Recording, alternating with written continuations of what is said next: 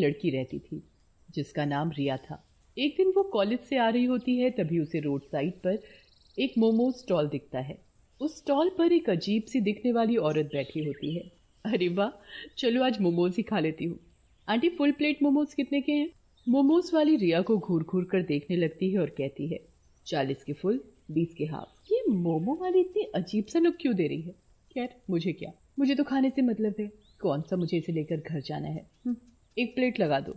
मोमोज वाली रिया को मोमोज देती है। अरे आंटी, ये मोमोज की शेप कैसी है? बड़ी फनी शेप है। आपने नया नया काम चालू किया है क्या? हाँ। मोमो वाली कोई एक्सप्रेशन नहीं देती और रिया को एकटक देखती रहती है। ये बर्ताव रिया को बहुत अजीब लगता है। वो अब कुछ संकोच कर रही थी। फिर रिया मोमो खाने पर कंसंट्रेट करने लगती है। वो 2-3 मोमोज ही खा पाती है कि खाओ खाओ, चाव से खाओ, पता नहीं फिर कब खा पाओगी। और रिया को घूरने लगती है। अब रिया को मोमोज वाली के बर्ताव से डर लगने लगा था। रिया मोमोज वाली को 50 का नोट देती है पैसे कटवाने के लिए। लो आंटी, पैसे काट लो। मोमोज तो पूरे खाओ पहले, पैसे भी काट लूंगी।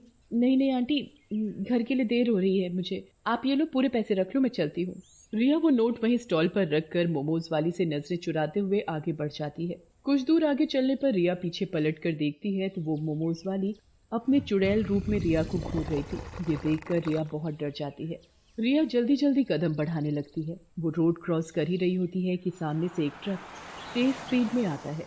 जब तक रिया खुद को बचा पाती, ट्रक से उसका एक्सीडेंट हो जाता है। रिया खून से लथपथ रोड पर पड़ी होती है, जिसे देखकर वहाँ भीड़ इकट्ठी हो जाती है।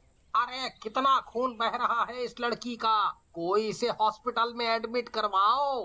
भला इन पुलिस के झमेले में कौन पड़ेगा है भाई? एक्सीडेंट केस है, बार बार थाने कौन जाएगा अपना काम छोड़ छाड़ के।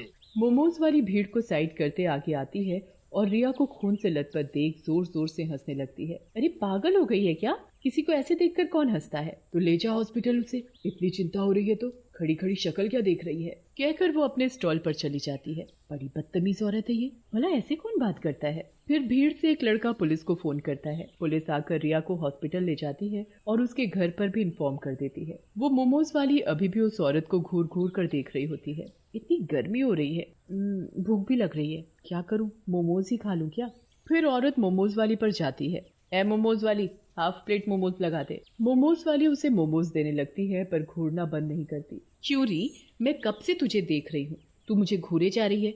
मेरी सुंदरता पर नजर लगाएगी क्या? खुद तो है ही बदसूरत, मुझे भी नजर मारना चाहती है। चुपचाप मोमोज बेच अपने। मोमोज वाली ये सब सुनकर गुस्से में आ जाती है पर कुछ कहती नहीं है। वो औरत मोमोज खाकर अपने घर जाने लगती है। तभी मोमोज वाली चुड़ैल भी उसके पीछे पीछे जाने लगती है और उसके घर का रास्ता देख लेती है।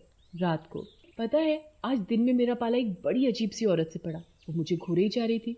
ओहो, तुम्हारी सुंदरता से जल रही होगी बेचारी। अब क्या करे, तुम हो ही इतनी खूबसूरत।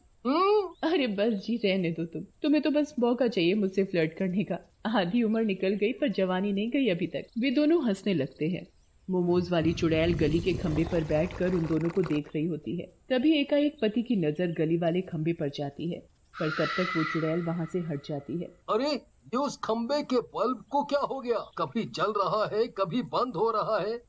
अगर रात को बंद पड़ गया तो अंधेरा हो जाएगा गली में, और ऐसे तो चोर उचक्कों के घुसने का भी डर है। चलो देख कर आते हैं फिर, और क्या कर सकते हैं, देखते हैं क्या दिक्कत है। वे दोनों गली में लाइट वाले खंबे के पास पहुंचे ही थे कि वो लाइट का खंभा टूटकर उस औरत के ऊपर गिर पड़ता है। अरे बचाओ बचाओ, कोई है? अरे कोई मेरी बीवी को बचाओ। अरे ये कैसी अनहोनी हो गई, बचाओ मेरी बीवी को कोई। अरे कोई बचाओ मेरी बीवी को, इस खंबे के नीचे से निकालो। उसकी आवाज सुनकर आसपास के लोग अपने अपने घरों से बाहर आते हैं और रामा को निकालने में मदद करते हैं और जल्दी से एम्बुलेंस बुलाकर उसे हॉस्पिटल ले जाया जाता है। रामा बेहोश होती है और उसके सिर पर कुछ चोट आई होती है। उसी हॉस्पिटल में रिया भी एडमिट होती है। 2 दिन तक उन दोनों का इलाज चलता है। अचानक ही उस हॉस्पिटल में ऐसे हादसे वाले कई केसेस आने लगे। पुलिस समझ नहीं पा रही थी कि अचानक ये हादसे कैसे हो रहे थे और ये हादसे ही थे या कोई और वजह थी इनके पीछे। हफ्ते भर बाद रिया को होश आता है। अरे मेरी बच्ची ने आंखें खोल ली। अरे रिया के पापा सुनते हो, देखो रिया को होश आ गया।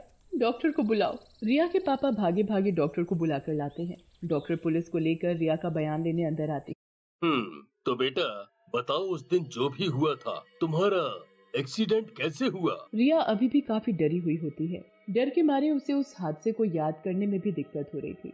बार बार रिया के ख्यालों में उस मोमो वाली की शक्ल आ रही थी। रिया पुलिस को बयान दे ही रही होती है कि कुछ अजीब भयानक सी आहट होती है वहाँ। रिया को वार्ड के गेट के शीशे पर मोमो वाली की शक्ल दिखती है, पर इस बार वो शक्ल औरत की नहीं बल्कि एक चुड़ैल की होती है। रिया डर से चिल्लाते हुए दरवाजे की तरफ उंगली करके इशारा करती है।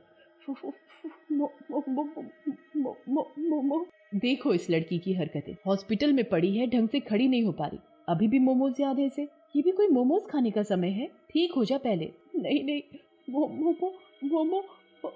वो चुड़ैल की शक्ल लगातार रिया को घूरे जा रही थी। डर के मारे बयान बीच में ही छोड़ रिया वापस बेहोश हो जाती है।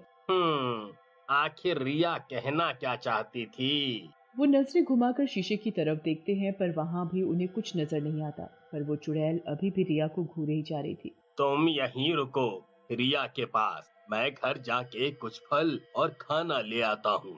कहकर रिया के पापा घर जाते हैं और जरूरत का सामान लेकर हॉस्पिटल की तरफ आ ही रहे होते हैं कि उनकी नजर उसी मोमोज स्टॉल पर जाती है। वो देखते हैं कि जो भी लोग वहाँ मोमोज खा रहे थे, मोमो वाली उन्हें अजीब तरीके से घूर रही थी। ये बात उन्हें बहुत खटकती है, पर उसे नजरअंदाज करके वो फटाफट हॉस्पिटल आ जाते हैं। ये लीजिए, रिया के लिए कुछ दवाइयाँ और इंजेक्शन बाहर से लाने होंगे। अब यही रास्ता है रिया को होश में लाने का। कुछ भी कीजिए, आप बस मेरी बच्ची को बचा लीजिए।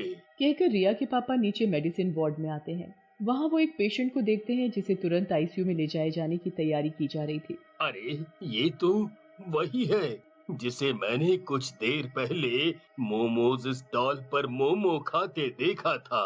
तभी उसके ख्यालों में मोमोज वाली का चेहरा आता है। और वो मोमोज वाली भी तो बड़ी अजीब थी। मोमोज खाते हुए लोगों को ऐसे देख रही थी जैसे कच्चा चबा जाएगी।